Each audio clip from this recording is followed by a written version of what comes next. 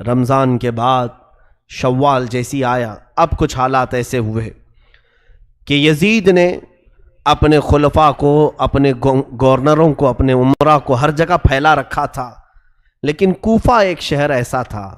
کوفہ کی تھوڑی سی تاریخ میں آپ کو بتا دوں۔ کوفہ یہ 16 ہجری میں حضرت عمر فاروق رضی اللہ تعالیٰ عنہ کی خلافت کے زمانے میں بسایا گیا تھا۔ شروع سے ہی یہاں پر حضرت علی کے چاہنے والوں کی کثرت تھی۔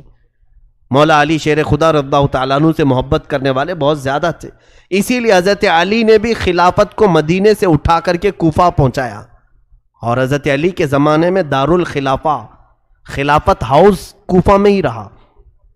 آپ کے انتقال کے بعد امام حسن رضی اللہ تعالیٰ عنہ بھی کافی دن کوفہ میں رہے، اور پھر آپ کو کوفہ والوں نے ہی زہر دے کر کے قتل کیا۔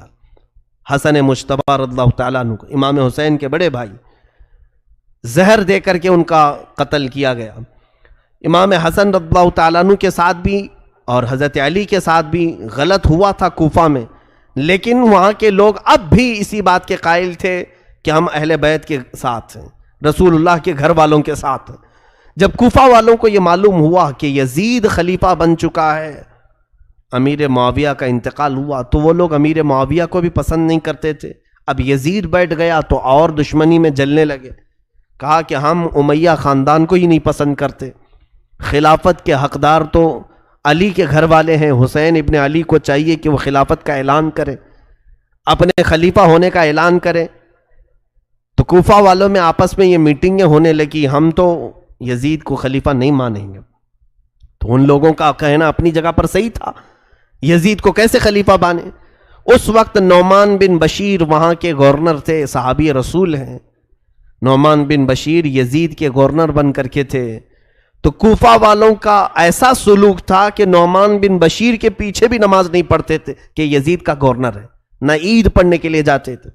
جب یہ حالات ایسے ہوئے اور کوفہ والوں کو یہ معلوم ہوا کہ امام حسین نے بھی یزید کی بیعت سے انکار کر دیا ہے اور مدینہ چھوڑ کر مکہ آ چکے ہیں، تو پھر کوفہ والوں کو ایک اور سہارا ملنا، یعنی ایک امید جاگ گئی۔ ان کو ایسا لگا ایک سہارا مل جائے، اور یہ سوچا کیوں نہ ہم امام حسین کو یہاں بلا لیں، کیونکہ ہم بھی یہ چاہتے ہیں کہ یزید خلیفہ نہ ہو۔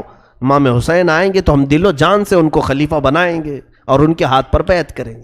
یہ معاملہ پیش آیا تو کوفہ والوں نے آپس میں میٹنگیں شروع کی، دن رات میٹنگ ہوتی تھی کہ حسین ابن علی کو کیسے بلایا جائے۔ بعد میں طے ہوا کہ ہم معزز لوگوں کے ذریعے سے خط بھیجتے ہیں مکہ اور امام حسین کو طلب کرتے ہیں۔ تو خط جو ہے آنے شروع ہوئے شوال میں، خط آنے شروع ہو گئے شوال میں۔ کوفہ والوں کے پہلے 3 خط آئے، اس میں لکھا گیا تھا کہ اے علی مرتضیٰ کے شہزادے فاطمہ کے لاڈلے حسین، ہم نے سنا ہے کہ آپ نے یزید کی بیعت کا انکار کیا ہے اور آپ مکہ آ چکے ہیں، لہٰذا ہم یہ چاہتے ہیں کہ آپ کوفہ آ جائیں۔ کوفہ آپ کے والد گرامی مولا علی شیر خدا کا دارالخلافہ تھا، آپ اسی خلافت کو آگے بڑھائیں، ہم سب آپ کے ساتھ ہیں۔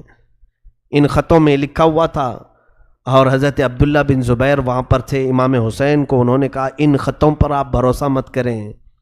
اسی شام کو 300 خط اور آئے، کوفہ سے 300 خط آئے، مہر بند، اور معزز لوگوں کے وہاں پر مہر تھی، دستخط تھے کوفہ والوں کے۔ جب امام حسین کے پاس خطوں کا سلسلہ جاری ہوا، 300 کے بعد روایتیں ہیں 1000 کی تعداد میں خط آنے شروع ہو گئے۔ پورے کوفہ والوں کی ایک ہی بات تھی کہ حسین ہمارے پاس آ جائے، امام حسین ہمارے پاس آ جائے۔ حضرت امام حسین کو بلانے کی اور ان کو دعوت دینے کی یہ مہم بہت زور پکڑ لی، طول پکڑ لی۔ اس کے بعد امام حسین نے اپنے گھر والوں سے مشورہ کیا، کیا ہم مکہ میں ہی پوری زندگی کاٹ دیں یا پھر کوفہ جائیں؟ کوفہ جا کر کے ہم دیکھتے ہیں۔ تو سارے لوگوں نے کہا کہ کوفہ نہ جائیں۔ وہ لوگوں نے حضرت علی کے ساتھ بھی اچھا معاملہ نہیں کیا، امام حسن کے ساتھ بھی اچھا معاملہ نہیں کیا۔ امام حسین پھر خاموش ہوئے۔ اب یہاں پر ذی القعدہ کا مہینہ شروع ہو چکا تھا، پھر خطوط اتنے آئے کہ کوفہ والوں نے ایسا خط لکھا، دیکھیں اب امام حسین کو جانا ضروری ہو گیا تھا۔ کیوں؟ انہوں نے لکھا تھا کہ اے حسین ابن علی، امام علی مقام، قیامت کے دن اگر اللہ تعالی ہم سے سوال کرے کہ تم نے یزید جیسے فاسق و فاجر کو امام کیوں بنایا، کیوں اس کے ہاتھ میں بیعت کی؟ تو آپ سن لے، ہم اللہ کی بارگاہ میں یہ کہیں گے، ہم نے تو تیرے رسول کے شہزادے کو بلایا تھا، انہوں نے اپنا ہاتھ ہمیں نہیں دیا، اس لیے ہم نے یزید کے ہاتھ میں ہاتھ دیا۔ یہ بلیک میل کرنے کا طریقہ ہے، اس طور پر ایموشنل کرنے کا طریقہ ہے۔ تو انہوں نے جب یہ کہا تو یہ حجت ہو گئی امام حسین پر۔ حضرت امام حسین نے کہا میرے اوپر اب جانا واجب ہو گیا ہے، کیونکہ ظاہر سی بات ہے کوفہ والے ایک ظالم و جابر کے خلاف کھڑے ہیں، تو جو سمجھتا ہے کہ ظالم کے ہاتھ میں ہاتھ نہیں دینا چاہیے، اسے چاہیے کہ وہ اپنا ہاتھ ان کے سامنے بڑھائے۔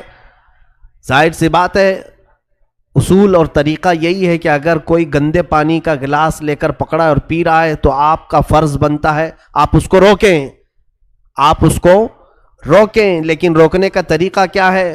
آپ ایک اچھے پانی کا گلاس اس کو دیں اور وہ پانی پھینکنے کا حکم دیں، وہ پھینک دے گا اور آپ کے پاس کا اچھا پانی پی لے گا۔ اور اگر آپ اچھا پانی بھی نہیں دے رہے اور اس کو برائی سے روک بھی رہے ہیں، برے پانی سے، وہ پیاسا ہے پی لے گا۔ یہ اصول ہے، یہ دستور ہے۔ حسین اعظم رضی اللہ تعالیٰ عنہ جب یزید کی بیعت کا انکار کر چکے تھے تو ظاہر سی بات ہے اچھا خلیفہ بھی دینا آپ کی ذمہ داری ہو گئی تھی، اور اس کے سب سے زیادہ حقدار امام حسین تھے۔ حضرت حسین رضی اللہ تعالیٰ عنہ نے جب یہ کہا مجھ پر جانا واجب ہے، تو بعض معزز صحابہ مکہ کے انہوں نے مشورہ کیا کہ پہلے آپ اپنے خاندان میں سے کسی بھروسے مند معتمد آدمی کو کوفہ بھیجیں، اگر وہ وہاں کے حالات لکھ کر آپ کے پاس بھیج دے آپ کوفہ چلے جائیں۔ تب میرے آقا امام علی مقام حسین اعظم رضی اللہ تعالیٰ عنہ نے اپنے خاندان میں حضرت امام مسلم بن عقیل، اپنے چچا کے بیٹے، حضرت علی کے بھائی تھے عقیل، سگے بھائی تھے، ان کے بیٹے امام مسلم، یعنی امام مسلم امام حسین کے چچیرے بھائی تھے، چچیرے بھائی۔ امام مسلم کو بلایا، کہا کہ میرے بھائی میں چاہتا ہوں کہ آپ کوفہ جائیں اور وہاں کے حالات دیکھ کر کے مجھے لکھ بھیجو، جیسے حالات ہوں گے میں سفر کروں گا۔ امام مسلم بن عقیل نے کہا ٹھیک ہے حضور، آپ کا حکم جیسا ہوگا میں چلتا ہوں۔ دوسرے دن وہ رخت سفر باندھ رہے تھے، ان کے دو ننھے سے شہزادے ساتھ میں تھے۔ تاریخ کی سچائیاں آج بھی خون کے آنسو رلا دیتی ہیں۔ محمد اور ابراہیم، دو ننھے شہزادے، باپ سے بہت زیادہ لگاؤ رکھتے تھے۔ امام مسلم، ان کے دو بیٹے محمد اور ابراہیم، جن کی عمروں میں اختلاف ہے، بعض نے لکھا ہے 8 اور 9 سال کی عمر کے تھے، وہ باپ کو چھوڑ کر رہتے نہیں تھے۔ تو امام مسلم نے کہا امام علی مقام سے کہ یہ ماں کو میرے بغیر ستائیں گے، پریشان کریں گے، سفر میں میں انہیں اپنے ساتھ لیتا ہوں۔ اجازت دی گئی، دونوں شہزادوں کو لے کر نکل پڑے۔ امام مسلم بن عقیل سفر کر کے جب کوفہ کی طرف آئے، کوفہ جیسے ہی آپ داخل ہوئے، کوفہ والے آپ کے استقبال کے لیے پورے راستے سجا چکے تھے، نعروں کی گونج میں آپ کو لایا گیا، جگہ جگہ آپ کے استقبال، ہر گھر میں دعوت، اور ہر گھر والا آپ کے لیے پلکیں بچھائے کھڑا تھا۔ امام مسلم بن عقیل جب کوفہ میں داخل ہوئے، لوگوں کے اور یہ جوش عقیدت، یہ محبت دیکھا آپ نے، اور اس کے بعد سارے لوگوں کو بلا کر کے کہا میں حسین ابن علی کا وکیل بن کر کے آیا ہوں، لہٰذا تم امام حسین کی بیعت چاہتے ہو، میرے ہاتھ پر بیعت کر لو، میں حسین ابن علی کی بیعت تم سے لینے آیا ہوں، وکیل بن کر ان کی بیعت لینے آیا ہوں۔ تو اس وقت کوفی لوگوں میں سے 12,000 لوگوں نے آپ کے ہاتھ پر بیعت کی، 12,000 لوگ بیعت کیے۔ یہ محبان اہل بیت کہلائے۔ حضور صلی اللہ علیہ وسلم کے گھر والوں سے محبت کا انہوں نے ایک عملی نمونہ پیش کیا۔ حضرت امام مسلم بن عقیل نے دیکھا حالات بہت اچھے ہیں، حتیٰ کہ وہاں کے گورنر جو نعمان بن بشیر تھے، انہوں نے بھی حضرت امام مسلم بن عقیل کے ساتھ کوئی غلط معاملہ نہیں کیا، کوئی برا برتاؤ نہیں کیا، کیونکہ وہ صحابی رسول تھے۔ اگرچہ یزید نے ان کو گورنر بنایا تھا، لیکن انہیں معلوم تھا کہ رسول اللہ کے گھر والے ہیں۔ انہوں نے حضرت امام مسلم بن عقیل کو بلا کر کے کہا اے امام مسلم بن عقیل، یزید کو اگر یہ حالات کی خبر ہوگی تو وہ سختی کرے گا، وہ اپنی فوج کے ذریعے سے ظلم کر سکتا ہے، لہٰذا آپ مصلحت کا کوئی راستہ دیکھیں۔ تو اس دربار میں ایک شخص بیٹھا تھا جو یزید کا ہم نوا تھا، یزید کا خبری تھا، جاسوس تھا۔ اس نے نعمان بن بشیر کے خلاف یزید کو خط لکھا، کہا تمہارا گورنر نااہل ہے، یہاں حسین کی طرف سے وکیل بن کر کے مسلم بن عقیل آئے ہیں، پورے کوفہ کا ماحول تمہارے خلاف گرم ہو چکا ہے، سارے لوگوں نے حسین کی بیعت کر لی۔ یہ خط یزید کے ہاں پہنچا۔ ادھر امام مسلم بن عقیل نے حالات دیکھے، بہت اچھے تھے، گھر گھر میں اہل بیت کے چرچے تھے۔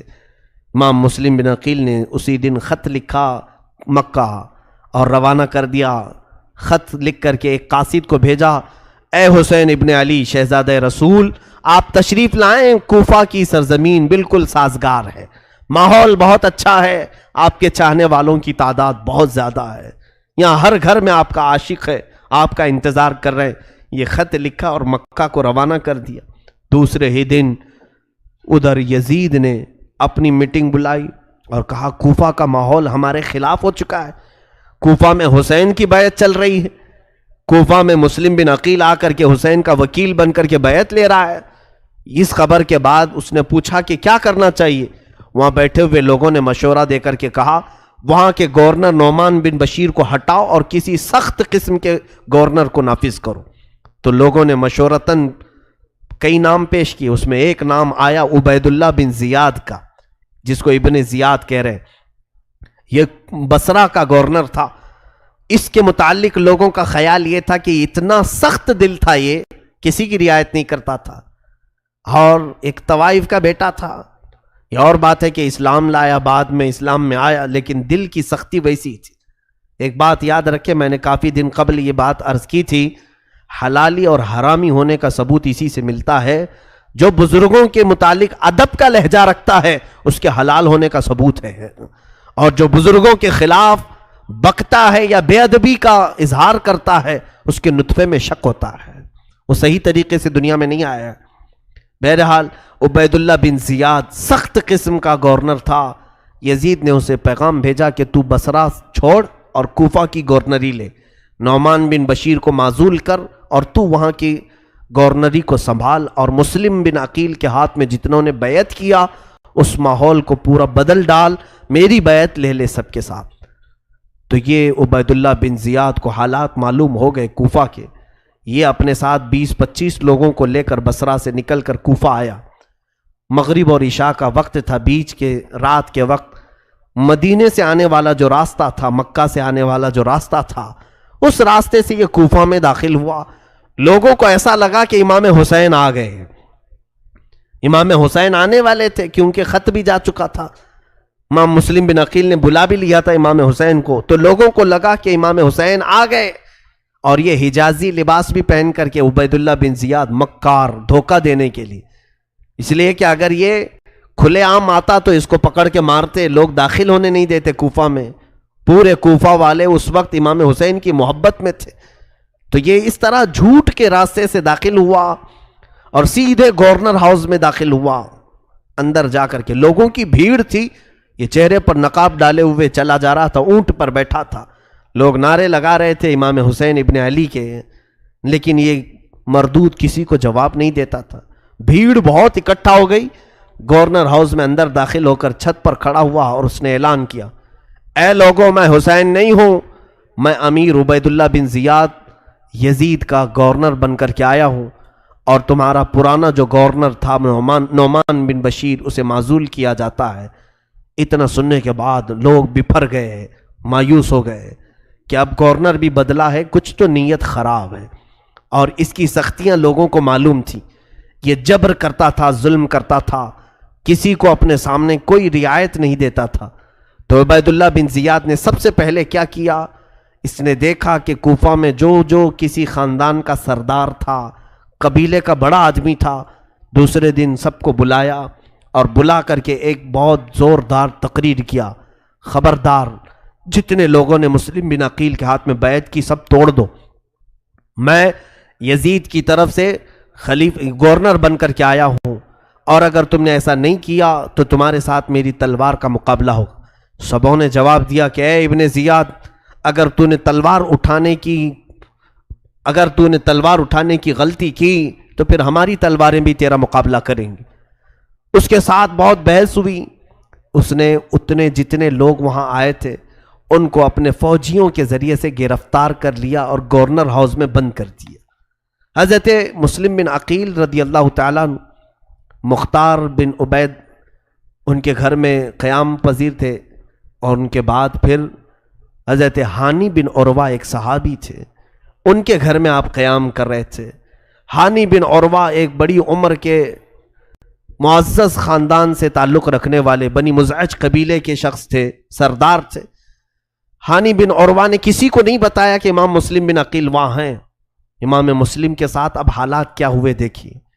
دوسرے دن امام مسلم بن عقیل نے پورے کوفہ والوں کو آواز دی، کہا کہ اے کوفہ والوں چلو اور گورنر ہاؤس کا گھیراؤ کرتے ہیں۔ اس وقت آپ کی آواز پر 30,000 لوگ جمع ہوئے، اور عبید اللہ بن زیاد گورنر ہاؤس میں ہے، پورا گورنر ہاؤس گھیراؤ کیا۔ امام مسلم بن عقیل اگر صرف ایک اعلان کرتے تو اینٹ سے اینٹ بجا دیتے، اسی دن اس کا خاتمہ ہوتا، لیکن یہ اہل بیت کا گھرانہ ہے، خون پسند نہیں کرتے، اور خاص طور پر مسلمانوں میں کیسے پسند کریں۔ امام مسلم بن عقیل نے سوچا کہ بات چیت سے معاملہ حل کروں۔ عبید اللہ بن زیاد کو پکارا اور کہا کہ اگر تو کوفہ والوں کے ساتھ سختی کرے گا تو ہم تیرے ساتھ سختی کریں گے۔ اس نے ماحول کو گرم دیکھ کر کے کیا کیا، جتنے وہ سرداروں کو نظر بند کر کے رکھا تھا ان کو گورنر ہاؤس میں پھر سے طلب کیا اور کہا جتنے تمہارے خاندان والے گھروں والے یہ آئے ہیں مسلم بن عقیل کے ساتھ، چھت پر چڑھ کر کے انہیں اعلان کر دو کہ سب مسلم کی سے الگ ہو جائیں، نہیں تو پھر تمہارے خاندانوں کو بھی میں تباہ کر دوں گا اور تمہاری گردنوں کو بھی صحیح نہیں چھوڑوں گا۔ ان پر یہ بات اثر کر گئی، وہ سب کھڑے ہوئے، ان کے خاندانوں والے بہت سارے تھے مسلم بن عقیل کے ساتھ، تو سبوں نے چھت پر کھڑے ہو کر کے کہا کہ اے لوگوں، اگر ہماری جان کی امان چاہتے ہو تو چھوڑ کے ہٹ جاؤ، امام مسلم بن عقیل کے سے ہٹ جاؤ، یہ عبید اللہ بن زیاد اور یزید بہت سخت ہیں، تمہیں بھی مار ڈالیں گے ہمیں بھی مار ڈالیں گے۔ ان لوگوں کو جب چھت پر چڑھے ہوئے دیکھا تو سب کی نیتیں بدل گئیں، ارادے بدل گئے، سب منتشر ہو گئے، یہاں تک کہ روایت میں امام مسلم بن عقیل اس دن شام میں جب مغرب کی نماز اور عشاء کی نماز کوفہ کی جامع مسجد میں پڑھانے کے لیے تھے تو تقریباً 12,000 لوگ آپ کے پیچھے نماز پڑھ رہے تھے، 12,000 لوگ نماز پڑھ رہے تھے۔ پھر فجر میں جب آپ وہاں نماز کے لیے تھے تو سوائے آپ کے 2 چھوٹے بچوں کے کوئی نہیں تھا صف میں، پوری صفوں میں کوئی نہیں تھا۔ کوفہ والے اچانک تبدیل ہو گئے، اسی لیے آج تک کوفہ کا نام اتنا بدنام ہے کہ دھوکہ دینے والے کو کوفی کہا جاتا ہے، غدار آدمی کو کوفی کہا جاتا ہے۔ کوفہ والوں نے رسول اللہ کے گھر والوں کو اچانک چھوڑ دیا بیچ راستے میں۔ امام مسلم بن عقیل نے کہا ہائے محرومی اس حالت میں ان لوگوں نے لایا، وہ کہاں ہیں وہ نعرے، وہ کہاں ہیں وہ خطوط جو لکھے جا رہے تھے۔ امام مسلم بن عقیل نے حالات کا مشاہدہ کیا اور ہانی بن عروہ کے گھر میں نظر بند ہو گئے۔ اب عبید اللہ بن زیاد نے تلاش جاری کروا دی کہ ڈھونڈ کر کے لاؤ کہ مسلم بن عقیل ہے کہاں، کسی کو نہیں مل رہے تھے۔ ایک جاسوس معقل نام کا غلام تھا، شامی غلام، اس کو کچھ پیسے دے کر کے اس نے جاسوسی کے ساتھ ڈھونڈنا شروع کیا۔ اس نے ایک معزز شخص کو پکڑا اور کہا کہ میں اہل بیت کا سچا عاشق ہوں، سنا ہے امام مسلم بن عقیل کوفہ میں ہیں، میں ان کو کچھ ہدیہ دینے کے لیے آیا ہوں، میں مدینے سے آیا ہوں۔ تو انہوں نے خیر خواہ سمجھا اور وہ لے جا کر کے ہانی بن عروہ کے گھر اسے پہنچایا۔ وہ معقل نام کا غلام ہانی بن عروہ کے گھر گیا۔ حضرت ہانی بن عروہ نے پوچھا کہ کیوں آئے ہو؟ وہ روتے دھوتے کہنے لگا سنا امام مسلم بن عقیل بڑی تکلیفوں میں آ گئے، میں اہل بیت کا بڑا عاشق ہوں، میں ان کو کچھ نذرانے دینے آیا ہوں، کچھ سونے کے سکے اشرفیاں لے کر کے آیا تھا۔ ہانی بن عروہ نے اس کو بھی محب اہل بیت سمجھ کر اندر لے گئے، خاص کمرے میں امام مسلم بن عقیل سے ملاقات کروائی۔ علم نہیں ہوگا کون بتائے گا، لیکن جب وہاں پہنچے سلام کیا تو اس نے جواب نہیں دیا۔ ہانی بن عروہ کو سیدھے اس نے چلانا شروع کیا، جبکہ وہ صحابی تھے۔ ہانی بن عروہ، کیا تجھے معلوم نہیں کہ تو امیر المومنین کے خلاف بغاوت چھیڑ رکھا ہے؟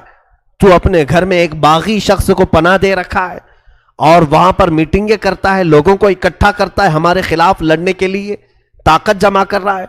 وہ بکتا گیا۔ ہانی بن عروہ نے کہا نہیں، میں ایسی کوئی سازش میں شریک نہیں ہوں، ہاں البتہ عقیل وہ رسول اللہ کے گھر والوں میں سے ہیں، اگر وہ مہمان بن کر میرے گھر میں آئے ہیں تو میں انہیں مہمان ٹھہراؤں گا اور میں ان کی خدمت کروں گا۔